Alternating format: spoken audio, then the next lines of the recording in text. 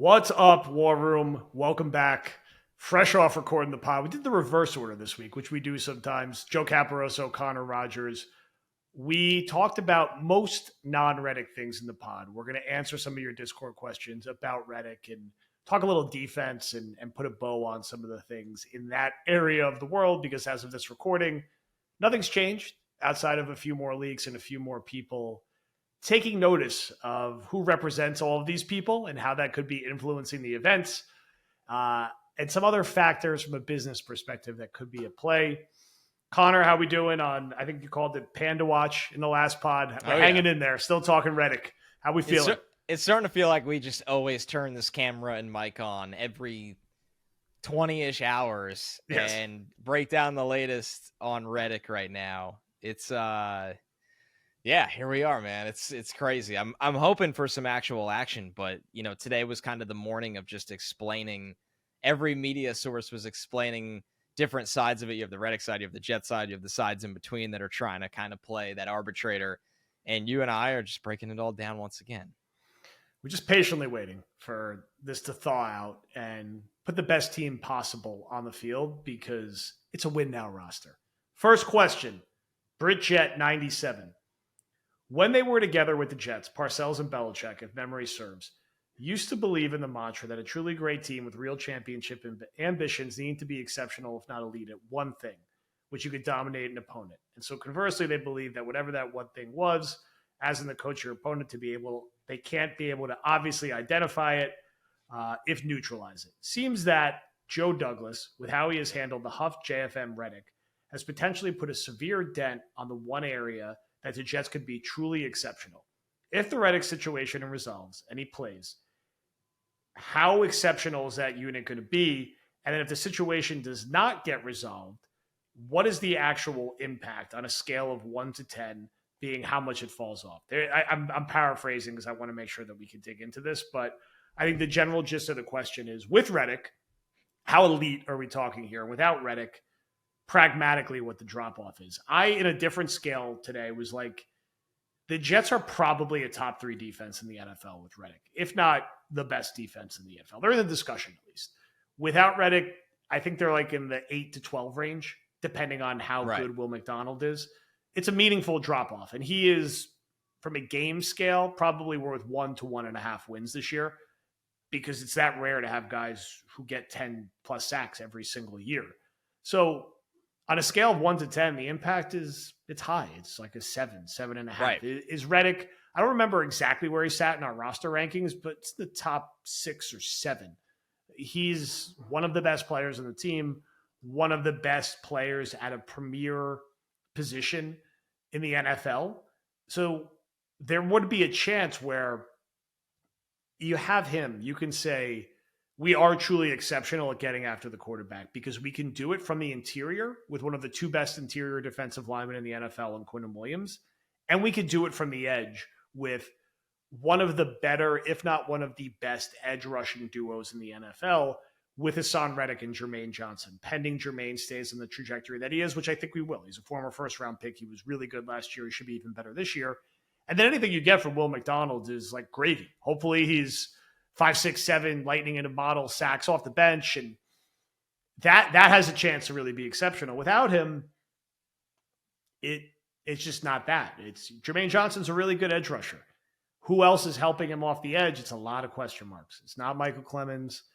It's not Will McDonald yet. It could be, but we don't, not in that big of a role. So the impact is there. It's a lot of turnover too, which I hate, right? Because you had something really good, and I've kind of like flipped all these pieces around, and maybe it evens out, works out well, but you lose Quentin Jefferson, you lose JFM, you lose Huff, and now Reddick's not here for a big chunk of the summer. There will be an impact on that. It's not maxing out what it could be. So that's my reaction to that. Yeah, number one, this is a really well thought out question, right? Because I think number one, the theory in general is interesting, and looking at the Jets roster and finding that strength is really interesting. I think there's a couple different arguments. Fixating on the pass rush is a good start because it's so topical with the situation with Reddick, and not only that, a Jets team that the identity of the head coach is the front seven, and the pass rush is typically how you get off the field, close games. It's big moments, right? Like, we associate pass rushing in the NFL with big moments. It can change the tide of a game. It could end a drive. It can end a game. So then trying to layer in how this unit differs from last year, which was a really good unit. Really good. I think that Jermaine is so important to them because he's a well-rounded edge that allows other guys to attack a little bit more. Like, Jermaine is the guy that can get you to the downs that allow you to pin your ears back and go, which is the goal of Salah's defense. Salah and Ulbrich want to get to that third and not so manageable and really attack you and confuse you and out-athlete you, like everything that you ever dream of.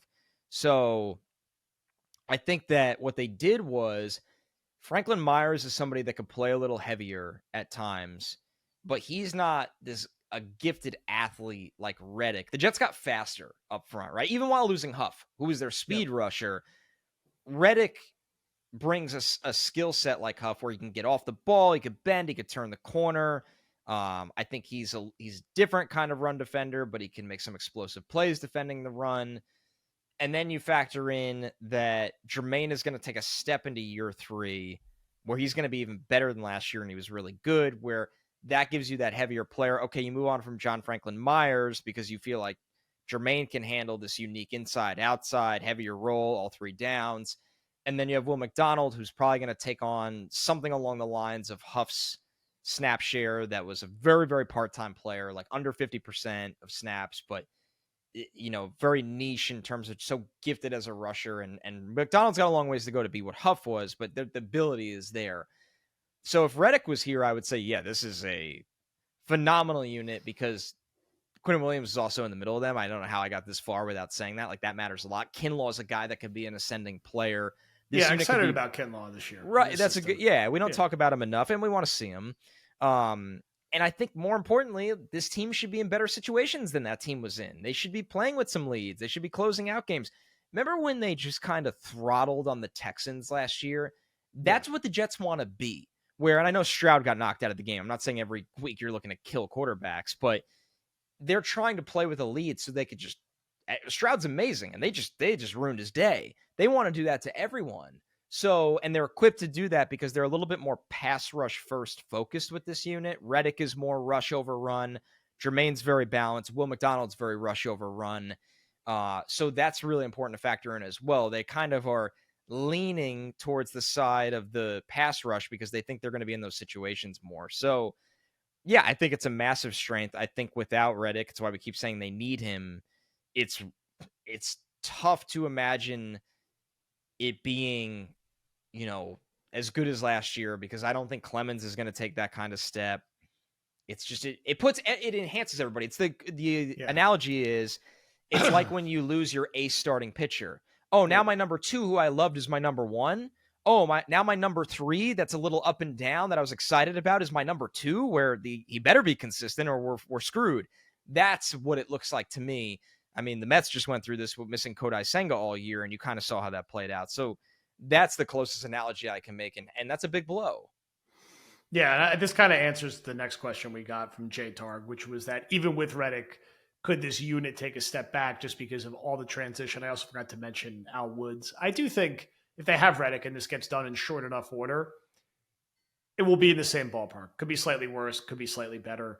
At its best, it's probably slightly better, although it's a different kind of unit that's more built to play with a lead, which makes sense if Aaron Rodgers is your quarterback compared to Zach Wilson. And the Jets damn sure better be playing with a lead when they're playing the Titans, Patriots, Broncos, and Vikings early in the season, which is why you want to get Reddick here ASAP. He's going to be great for those situations and have so many opportunities to get after the quarterback, which will make everybody else better who's in that rotation. And it's going to be a big, healthy rotation. There'll be a lot of Reddick, a lot of McDonald, a lot of Johnson. Quinnen, Kinlaw, Sal Thomas is going to play a lot, as he always does. He's always around. Leaky Fotu will probably be in the rotation. Maybe Leonard Taylor, beyond making the team, gets himself into the rotation along with Clemens. So there's going to be a lot of bodies they're going to be throwing. I'm sure Holbrook's also going to mix in some more aggressive blitz packages when it makes sense, whether that's using Michael Carter in the slot or Quincy Williams at linebacker. The Jets should be able to get after the quarterback, but the whole puzzle comes together when you have that top edge rusher, which, Huff has been ascending.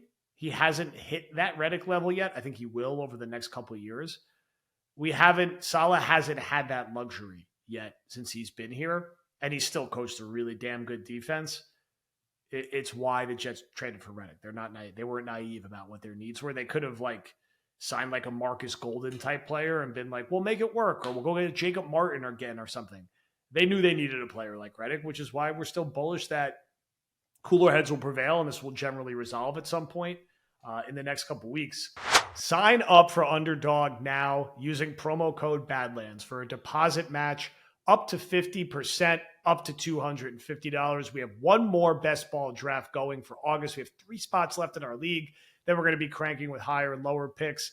CR, how we feeling going into the preseason week 2? How we feeling going into the regular season? It's going to be great. We already did one high stakes best ball draft this summer. We got more on the way. We're maybe going to dabble in some hockey, but we're absolutely looking at the pick'ems, the over-unders. We've been in on the preseason, right? Where else can you get in on preseason action for everybody that's invested as us? So we're loving all the opportunities with Underdog. Sign up now using promo code Badlands, and we'll see you out there. We got a CAA question from Dave99393. With Reddick being rep by CAA, should we see if the Knicks can let us borrow Leon and use his ties to get this bad boy done? It's the right kind of thought. We like the outside the box thinking. Creative thinking. Yes. CAA is such a, how big? CAA, 10 million people work at CAA spread across every sport, vertical. They're a powerhouse industry.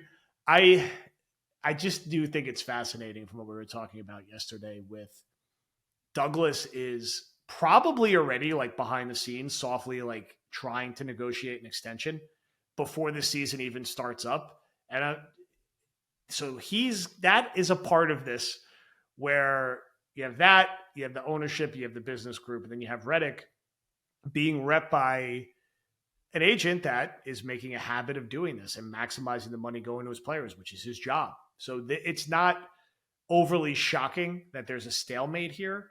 But when you have so many cooks in the kitchen involved with CAA, how long do you let a situation carry on where everyone looks bad and everyone's losing money? CAA's job is to maximize money for everyone. You know how you maximize money for Haason Reddick? You get him on the Jets playing football, find a way to negotiate with them on a Band-Aid contract, and then get him paid again because he has 17 sacks in Robert Saleh's defense. And for Joe Douglas, you know how you get him the most money? You win the division this year.